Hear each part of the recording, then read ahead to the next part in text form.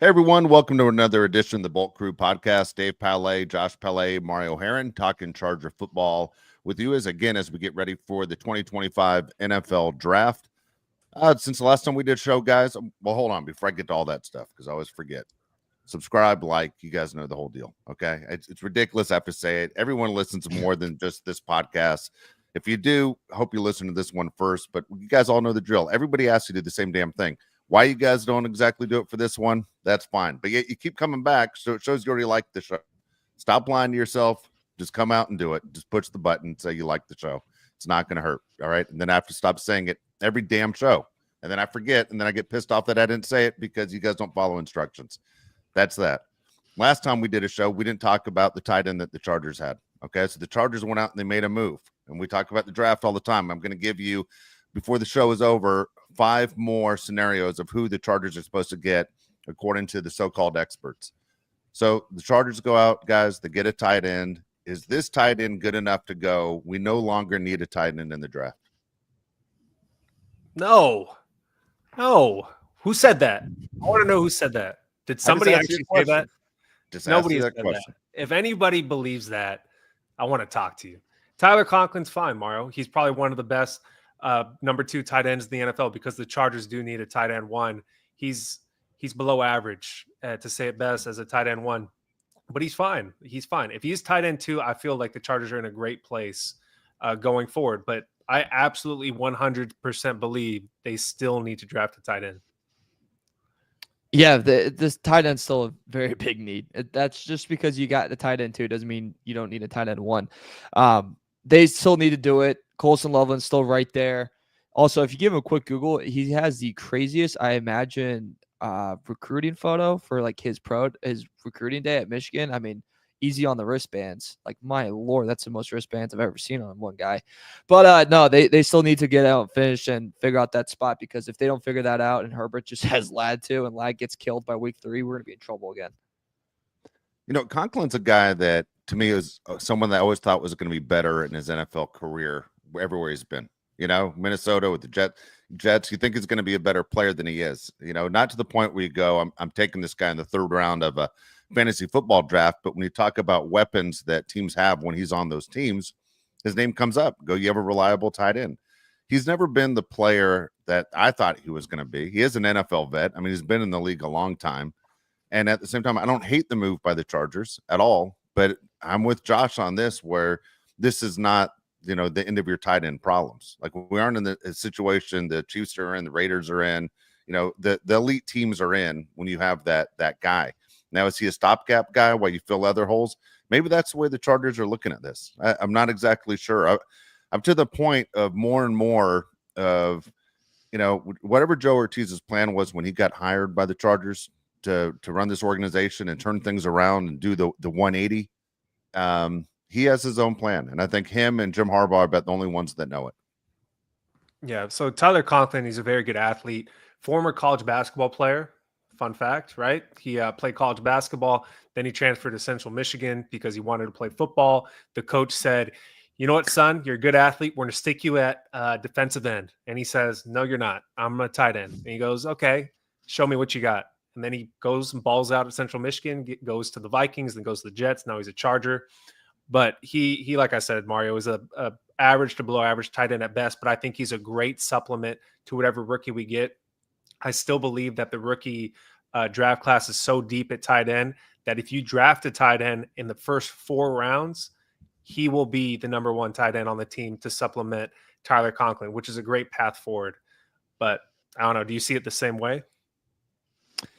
Yeah, and I think what Conklin kind of helps us do too is he's going to be big in the passing game. Like, he's a passing tight end, if you will. He's not the guys we kind of all got last year where every single one of them was going to be really impactful in the run game. No, this guy's going to help get open the middle of the field, kind of get a crucial catch, get out of bounds, get an extra 2 yards if he can. That's the part that is going to be really great about having Tyler out there on the field. And like I said, he's a veteran. He's been around the block.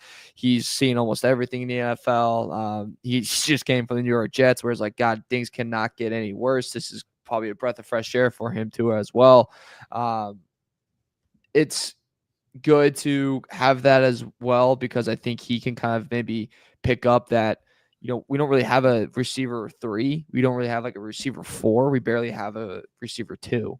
So I think he can kind of help supplement that role as well when, the receivers that we currently have that we can't really rely on besides Ladd really drop the ball. Maybe he can help fill that and, not drop a wide open pass, aka Will Dissly, and really hurt us in a playoff game, Dave.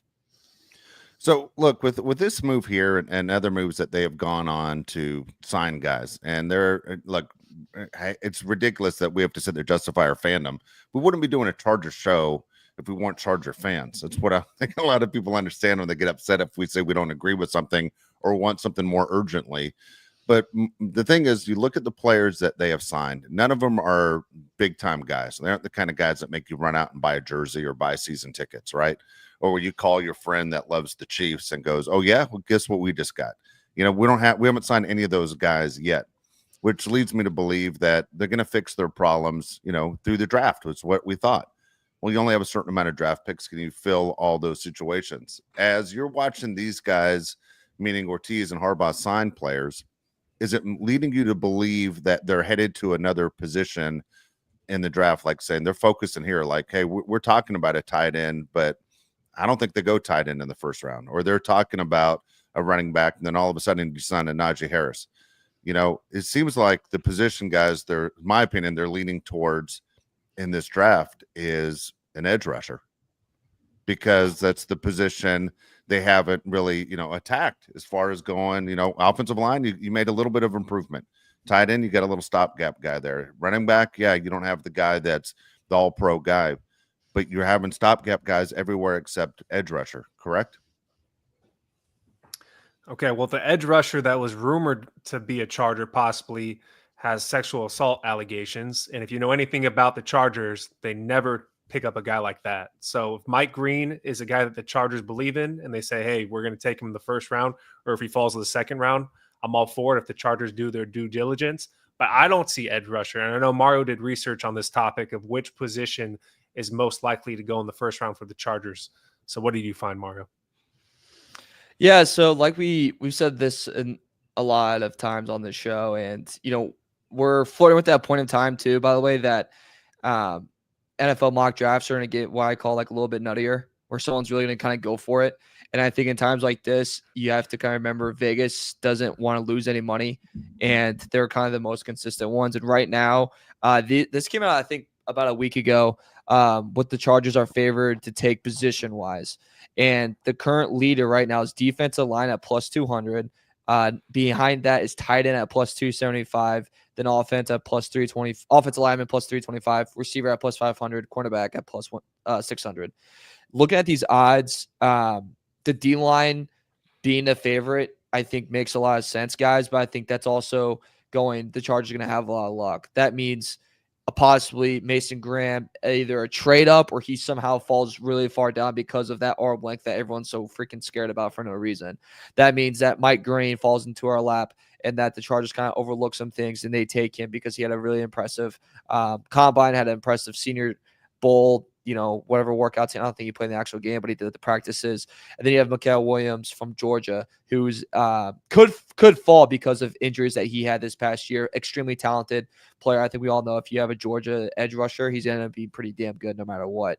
That's, I think, the defensive line argument. And for the fact of, guys, if you look at our defense, I think our secondary is pretty good, with James, with Hart, with Still, with Gilman. You go, all right, we're pretty set there. You go to our linebacker position, Perryman, Henley, Junior Colson, and you're like, all right, these guys got kind of locked down right there in the middle. But then you get to our defensive front guys, and you go, this is the issue, right? We let Ford walk, even though we had first dibs on him, and we still let him out the door. We lose, you say what you want about Bosa, but he is gone, and that's a position you got to fill. You're going to need Tooley, who's going to have to step up in a major way, and then you have an older Mac. And that's where we're at right now. So it is the weakest part of our defense, and we are trying to strive ourselves to be this physical, dominant team. And in order to do that, you have to be strong on both sides of the football. So that's why I think defensive line is the favorite for our spot, and it kind of makes the most sense for what our defense and team needs, Dave. No, I agree with you guys. I mean, right there, I agree with that right there, is that defensive line. It's funny how things change, right? We were so concerned about the secondary about a year ago, and then now we all feel pretty confident with the secondary. How quickly, between coaching and getting the right guys in, that we feel secure with them as far as what is the strength of our defense. But yeah, the defensive line. I mean, you have to be able to stop the run. You have to be able to put pressure on the quarterback. And basically, when you look at what was the key to the Chiefs losing the Super Bowl, it was basically the pressure up the middle, right? Constantly to make Mahomes make his decisions quicker. This is the way it's going to be if you want to have success in the AFC. And you look at the other teams in the AFC that are going to contend for a Super Bowl. It's going to be the same thing with Josh Allen. You got to be able to provide pressure up the middle. And if you can't do that, then you guess what? You're going to lose to the better quarterbacks in this league. If you were to ask me, you can have one player on your defense that's going to be dominant. Any player on the field on defense, which position would you pick? I picked the guy right in the middle of the defensive line. I feel like that will change the whole football game. You look at it with the Rams and Aaron Donald. You look at it with the Chiefs, Chandler Jones. You look at the Chargers when they had Jamal Williams. You could make an argument that he was the most important player on that defense when the Chargers had all those Pro Bowlers. I think it's extremely important. If I was to pick one guy, Mario, that's the most likely to be chosen by the Chargers in the first round, I would say Kenneth Grant. I could totally see that happening. Now that Tyler Conklin is a Charger, I could see them taking a tight end in the second, third, or fourth round. And they're just saying what Dave just said right there. We're going to get a defensive lineman right there in the middle. That's going to be a game wrecker, something the Chargers desperately need with Poona Ford no longer there. I would love it. Like the problem I have with Grant is I feel like they kind of make a move for him, right? I don't know what the option or the route you go to get him. Like I feel like I'm interested to see when his numbers come out just on like what team odds he's going to go to or anything like that, because his range is insane. I literally saw a mock draft today, had him at 6. The next mock draft I looked at him at 20. And Wow. I go, dude, what is going on here? Like, I was like, there's no way it's that big. But also, I mean, today there was one that I was just looking at. I think it was Pete Briscoe's. He had Cam Ward and Shador Sanders going 1-2. And it's like, really? That's going to – this QB class is going to go 1-2? We're that desperate, this organization's? We're going to talk about that at the end of the show, but I agree with that statement. You think I'm crazy. I think that's what's going to happen. I think Cam Ward's going to be a Tennessee tight end, right? We can talk about it now. Let's talk about it right now. Let's get to this right now. Okay. It came out of nowhere. Go ahead. No, I think you're absolutely right. I mean, everything I said all along in this show, if I was Tennessee with all the holes that they have on that team and all the situation where you can sit there and stockpile draft picks, that I thought the perfect fit was for Tennessee to maybe shape up to be in the same situation a year from now with their draft picks. And if you want, you make that move for Arch Manning. It's a perfect connection. Arch Manning becoming a Titan, as he's supposed to be the number 1 pick in the draft next year. You know, once in a lifetime kind of a deal. Where one thing about the Mannings is, man, it's in their pedigree to win football games and play a long time in this league. And the Titans aren't going to contend for a Super Bowl in 2025. Why don't you sit there and trade out of that pick? But Cam Ward, from what you're hearing, and maybe it's just hype, but look, our eyes tell us what we see. I mean, we're all football fans. Everyone here that's on in the chat, and you know, obviously you two guys, you know what it looks like when you're playing solid football. Cam Ward looks pretty damn good. Like, he's pretty impressive. Every time I see Cam Ward, I'm more impressed with what I see. Not only his confidence, the presence as a quarterback, his ability to S-talk Shador to his face and see Shador crumble, I thought was kind of impressive when they were together. Was kind of wild. I mean, it completely caught me off guard that Shador, whose dad is the biggest S-talker going, didn't have a comeback and completely basically said, you're the alpha, I'm the number 2 in that room. It was bizarre to watch. But at the same time, man, if Cam Ward is, I don't know what it's like when he walks in there and he starts drawing plays up and he's working with OCs and how he sits there and can take information and put it on the board and how he reacts. He is very, very impressive.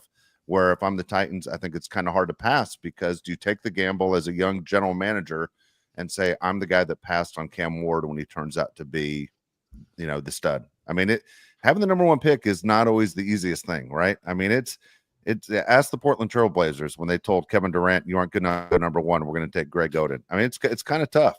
I mean, you're going number 1, you go number 2. Like, our guy was gone. Nothing I could do about it. Our guy was gone. Indianapolis's own Greg Oden, huh, Mario? Thank you. Hey, I'm proud of him. I saw him play in high school. He was a dog. Bad knees. What can you do? High school teammates with Mike Conley. Can't hate on that. That team was sick, by the way. Well, no we can kidding. talk about it. Yeah. No kidding. Yeah, they better be good. Didn't think they'd be bad. This is the question I have back for you, Dave. Are the Titans making it seem like they need Cam Ward so bad that they're driving the price for that number one pick? Because you heard that they're listening to offers. Why would you listen to offers if you're going to take him number one? I mean, you should listen to offers no matter what. That's the thing I believe in. But if you're so convinced you're going to fly everybody down there, you even brought the chef down there to his workout to see what he likes to eat on Tuesdays because you want to draft Cam Ward, yet you're going to listen to the number one pick. Do you think they're actually going to take him? Like, why would you take Cam Ward if you already have Will Levis and you're probably going to suck no matter what? Look, Will Levis is filling a spot. Will Levis is not going to be that guy. He's not. So, I mean, look, all three of us going to get a chance to talk on this subject right here. Number one, it's really smart business to drive it up. You know, like even if Cam Ward wasn't that great, and the Titans are like, dude, the guy's not that good, but we got to talk it up to get the most value. It's what everybody does when you're selling something, right? But when you sit there and watch, you go, man, he looks pretty damn good. I'm just telling you, just from my eyes as a football fan, and obviously as a guy that, you know, always looks at different quarterbacks and curious to know what makes certain ones great, and can you see it? You know, with Cam Ward, he looks really good. Now, I don't know if he's, you know, just going to be an average Joe, or is he going to sit there and surprise you? I mean, Patrick Mahomes wasn't that impressive in college. Not what he's doing as if you would have said Patrick Mahomes, a guy that struggled in college to get wins, was going to be an NFL Hall of Famer and go down as one of the greatest of all time, people would have thought you were nuts. But you know who believed it? Andy Reid believed it. And that's why they made the move for him. I think also too, when you have the first pick and like you are a general manager, there's a incredible like pull and push to like take your QB, right? Like the gamble of that is, if I get the QB right, my career is made. Like your life becomes 20,000 times easier. But if you get the QB wrong, you set your franchise back and you possibly just absolutely just torpedoed your career. So it's a high risk, high reward. And let me tell you something, that's the game I like to play.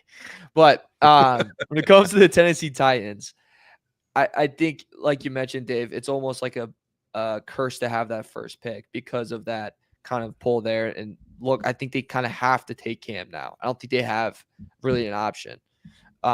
Do I think Cam's like this insane generational talent at QB? No, I would not say that to describe him at all. But in case that he is a pretty damn good QB, and we usually every draft class there is one that turns out to be pretty solid, I think Titans have to kind of take that. But at the same time, you're saying goodbye to Abdul Carter, who's going to be a top 5 pass rusher in this league. And if you want to say goodbye to that, then that's fine. And you also got a guy in like Travis Hunter, who's a two-way phenomenon. And, you know, if you want to pass up on that, okay. It's like it's tough spot, but you have to take Cam. But hold on, real quick. It depends who you trade with. Like if you trade with the Giants, you aren't exactly saying goodbye to Abdul Carter. True, right? true. You know what I mean? Yeah. If you make that trade with the Giants and they say we need Cam Ward, he is the guy, and you just slip back a couple, plus you end up with multiple number ones.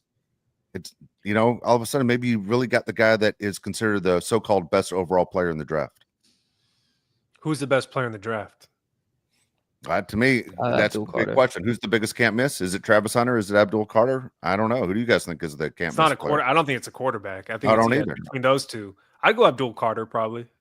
Because when you watch Penn State play, it's like, who's that? You know, like he jumps right. It's kind of like Tyler Warren, honestly, on the offensive side of the ball. You're like, who's that guy? That guy's a freak. So I think Abdul Carter's the best player in the draft. Okay. Well, real quick, we'll throw this at you. So we just brought it up. If you're the Titans, do you have in your mind how far back you'd be willing to go to say, look, this draft is so-called deep. We love 2 guys. We love 3 guys. We love 5 guys. How far are you willing to trade back? Like what would be, if you were the Titans and saying, we still got to win this draft too. We can't just go 100% for 2026 and beyond, but we got to win this draft too. When you look at it, how deep is this draft as far as what you could get? The 4th pick. I'm not going lower than the 4th pick because you're going to expect that somebody's going to draft a quarterback above you, and then you can still have a chance at Travis Hunter or Abdul Carter. I think Shadur Sanders and Cam Ward have to go in the top 5, right? These teams need quarterbacks. What do you think? You say you go back to the 4th pick, 5th pick? What would you do? 4th would probably be my cutoff. Yeah, I if I'm the Titans, the farthest I'd go is 4. 5, you'd need to throw a lot at me. But it's just I mean, you could win big time by doing that if you're the Titans. well, Might be the also smartest move. too, like let's say all the stuff you get in that trade, right? You can just let's say the next year, then you go what 4th pick is what you have. You have all those assets that you can then use again to move up. So Yeah. if you're like, hey, we want Arch, hey, we have all these assets from last year. Let's use this again to trade up and get our guy. So that's where the paying keeps on paying in that factor. But yeah, the lowest I would go is 4. And just really, I would keep talking to these desperate teams. Like I would make sure I'd ask the Browns GM what he had for breakfast, probably like every day. I'd ask Stefanski what he's feeling. Like I would just keep in their ear for something, just get some type of desperation heave. Because if I'm the Titans, I'm honestly thinking to myself, I don't know if I'm the most desperate team out of these top 3 to get a QB. I would say the Giants are a hell lot more desperate because Joe and Brian are both got their heads literally in the thing to get it chopped off in New York. And then you have the Cleveland Browns where Stefanski is in the same position and they just re-signed Myles Garrett and they think they can possibly compete in their division and their team's just only getting older, not getting younger. So these teams are, in way different areas and way different situations than the Titans are. Titans are just still playing the long game. Yeah. I mean, this happens when you get new guys and you have time and you buy time on that contract. Like, I mean, look, Jim didn't need time to buy. Jim had the resume, but the Titans have guys in that organization where they're buying time. They can afford not to have to win in 2025. You just mentioned it. You're absolutely right. The Browns and the Giants have to win right now if those guys, I mean, head coach and general manager want to keep their jobs. So they're extremely desperate. I mean, this is a great situation for them. At the same time, when you take it back to pick even number 22 at the Chargers, we know the Chargers, at least the history with the Ravens and with Ortiz being a Ravens guy, it's not their basically nature to trade picks, right? You have to really knock them off their ass to go, man, I got to have that guy. And so it's one of those where, basically the gold are the picks. And so we don't have that organization, which I think a lot of fans in the long run would be fine with. It feels weird to say, let guys do their job, but the Chargers are the ultimate team of, look, I'm just here for whatever you put on the plate and I'm going to eat it up because I have no idea what you're cooking. You can't figure them out. The Chargers are a really hard team to figure out. If the Giants don't go with the quarterback, by the way, you're going to have Jameis Winston probably as your starting quarterback. Yeah. So I'd assume they're going to have to go quarterback. Chargers signed a guy to a 1-year deal, somebody that we're all fond of on this show, somebody that I was lucky enough to go to high school with. We're on the same high school football team, which is unique. Tony Jefferson. They bring him back. And with bringing back Tony Jefferson, you keep your safeties intact.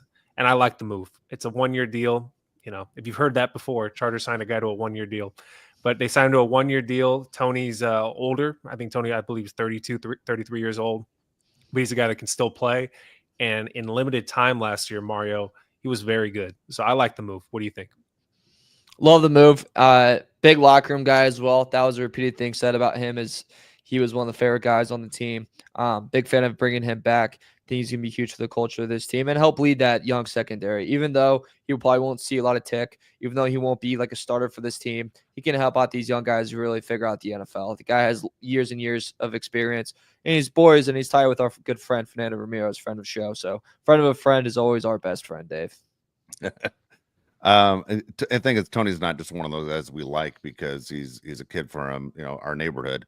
He's actually a guy when he played extremely well, right? He made plays. He made plays for this team. He loves playing football, and we talk about that all the time too. Do you have guys on your roster that love the sport? He absolutely loves the sport, loves being there. And even though he's a vet, which is wild that he's been in the league as long as he has, he does well. We saw it against the Falcons when he finally got an opportunity to play. Man, he was all over the place, and his teammates love him. I'm glad they brought him back. I hope he makes the final roster. There's no complaints, I don't think, from anybody on that Charger roster of like, what, you brought him back? I don't think there's a fan that could say, what, you brought him back. There's no guarantees on the 53-man roster, but at the same time, let's see what he has for one more year. And if he doesn't make the team, he'll be working for the team. That's just the way it's going to go. He's going to be a guy that will be in that Charger front office for years to come. He's very likable. Everywhere Tony goes, whether it's Eastlake High School or Oklahoma or the Ravens or the Cardinals, everywhere he's been, he's one of the most liked people. That's just who Tony is. And the Chargers are lucky to have him. I'm really happy for Tony. We have these comments here, Mario. You want to jump to these? Yeah, let's do it. Hey, before we get to the real quick, do you mind? I'm sorry, AK, hold on. If we're gonna go through the comments real quick, I promise you guys picks. I know we're cutting off the show at a certain time.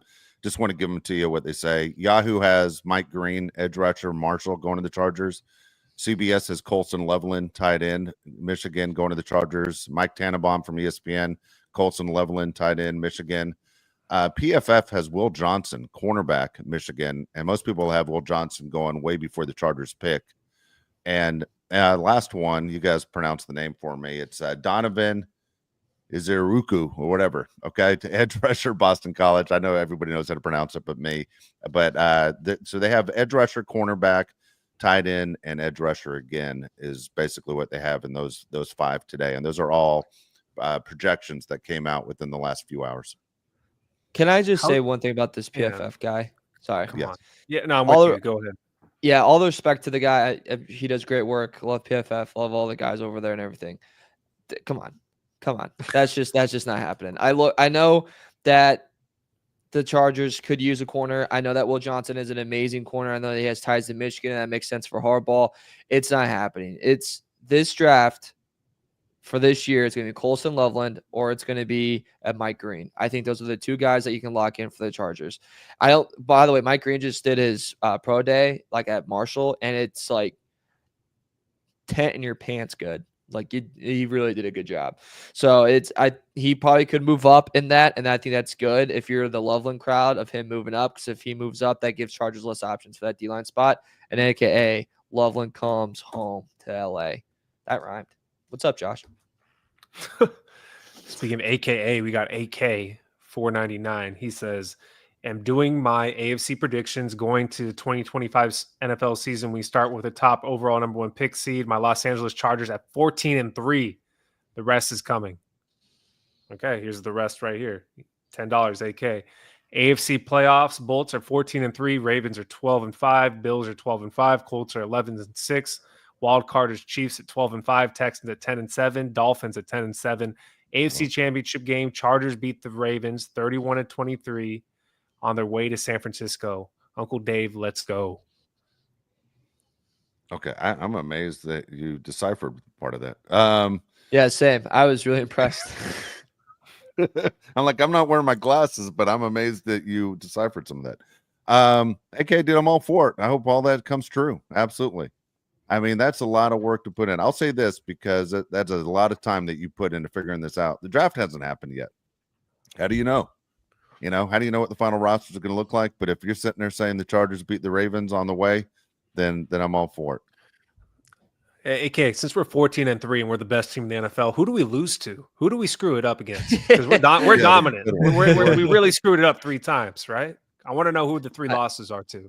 I just want to know how the hell the Colts go 11-6.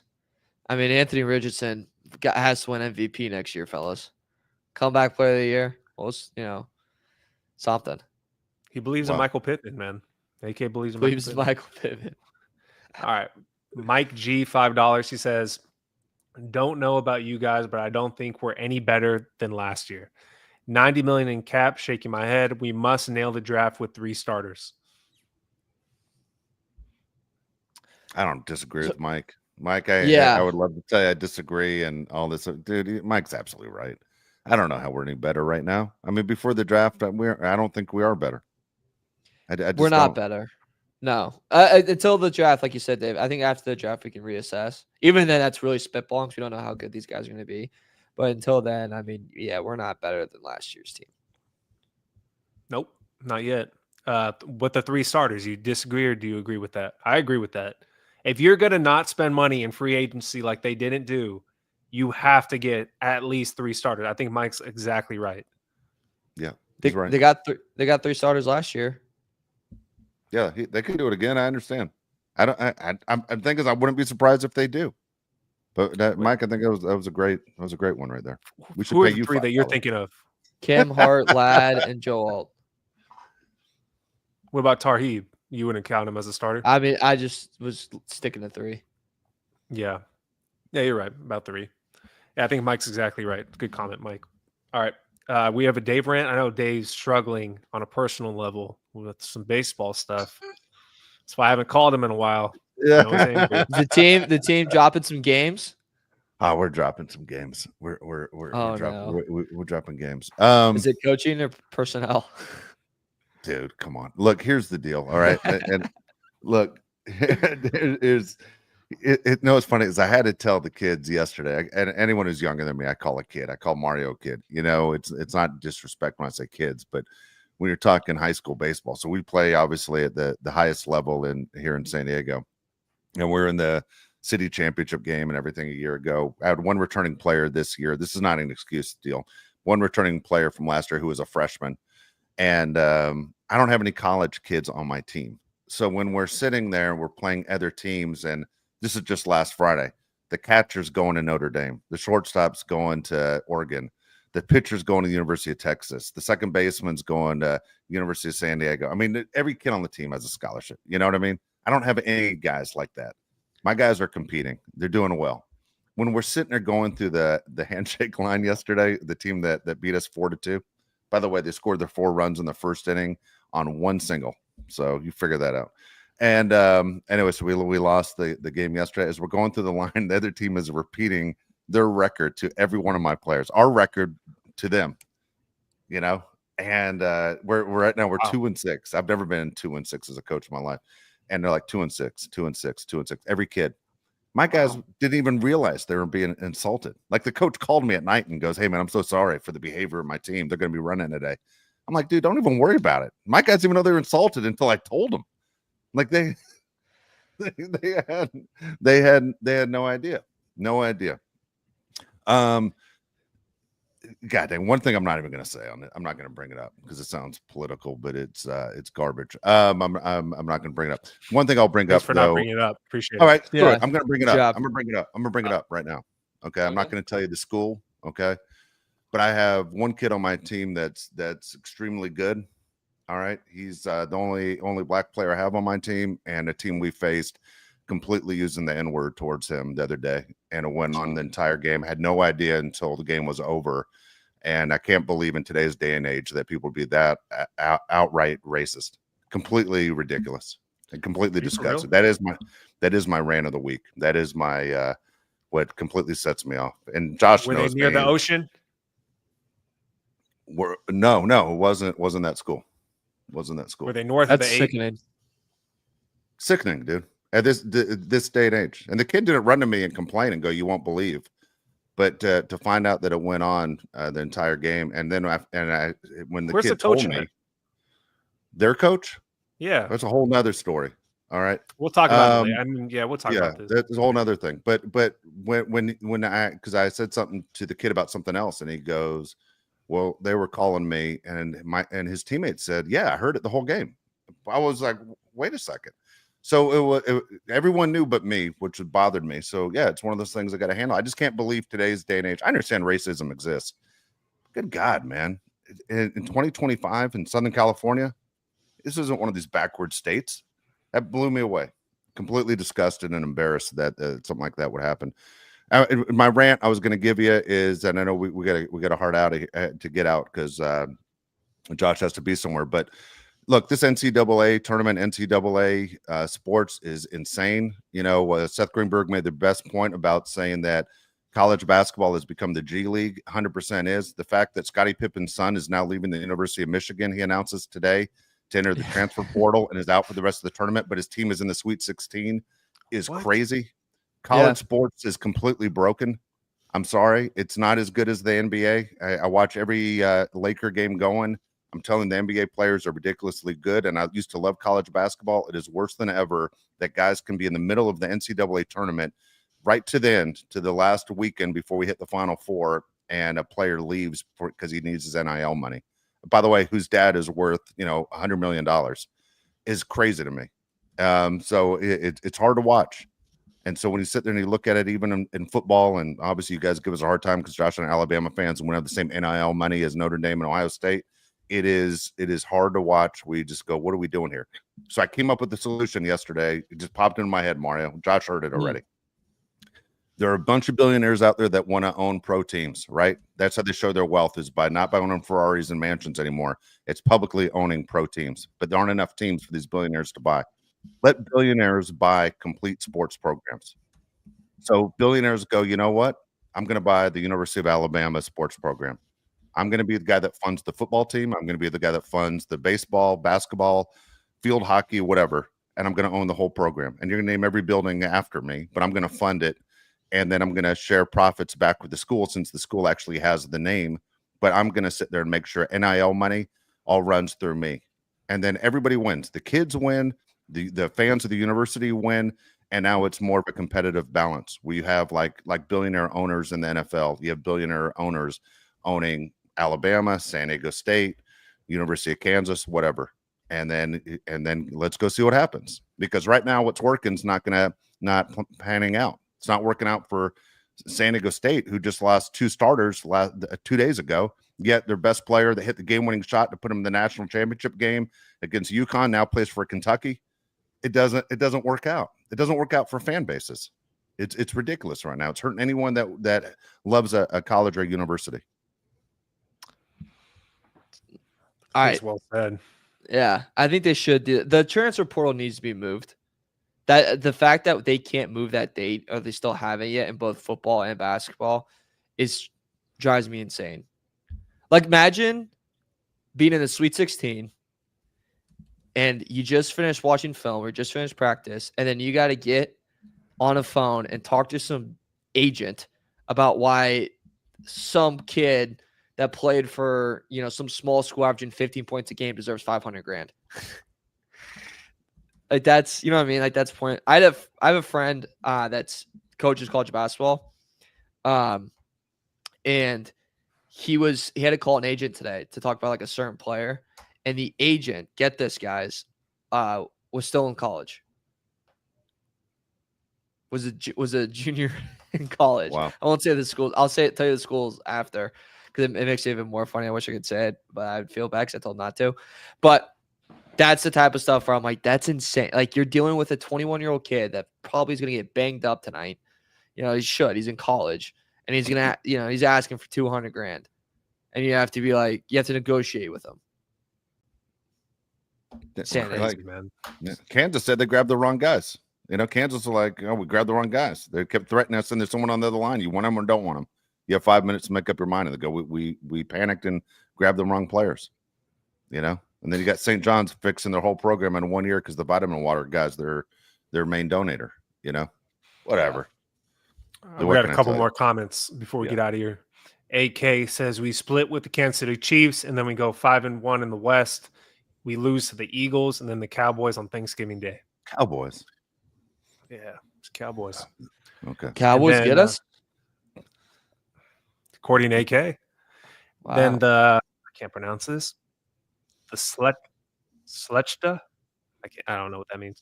999 says, what's up from Alaska? There we go.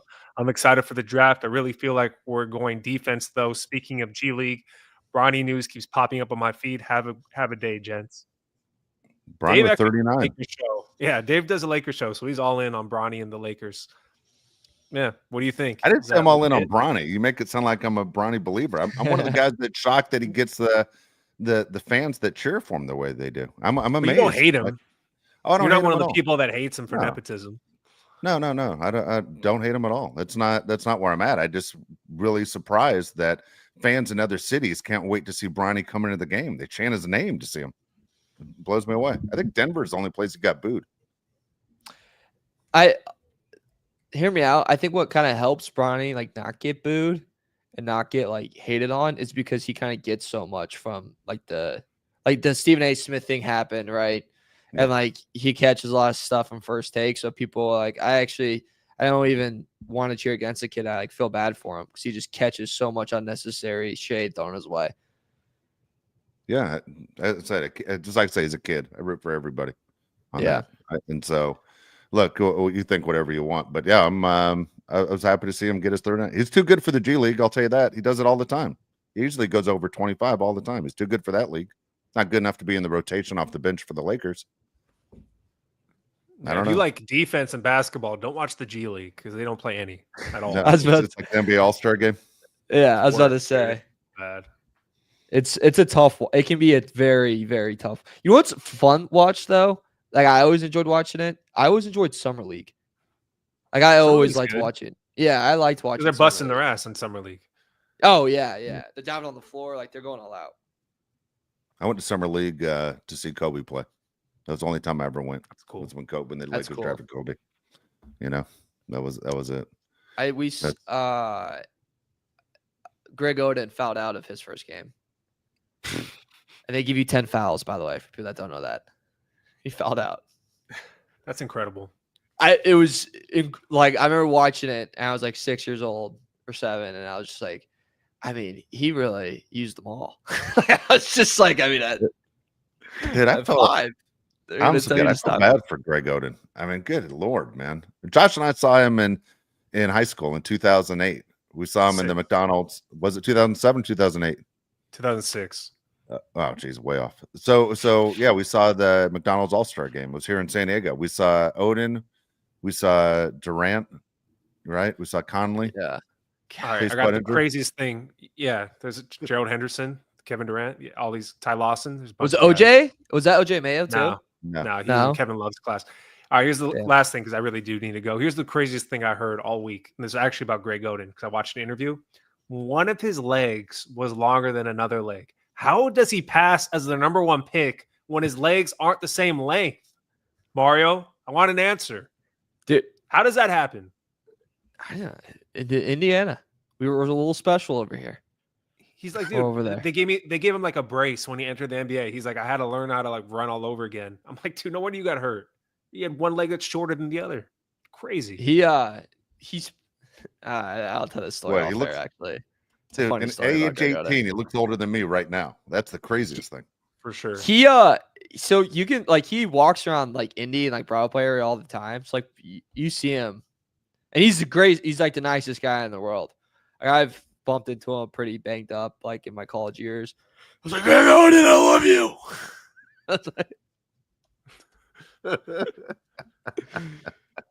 Mario's dropped banged up like 3 times in this show.